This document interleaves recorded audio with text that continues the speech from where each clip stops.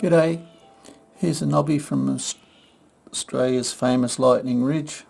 The rule's in millimetres, the material's been wetted to help bring out the colours. Still got a lot of clay on it.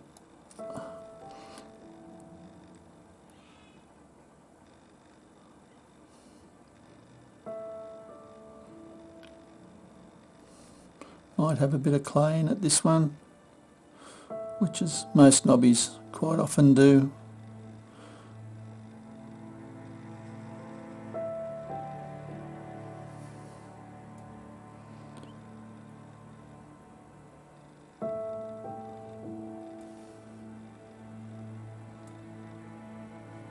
Looks like a bar of colour through here, how big it is.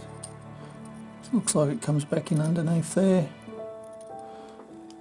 This point is about 2 mil wide, so about 5 mil at least of colour, I'd say, there.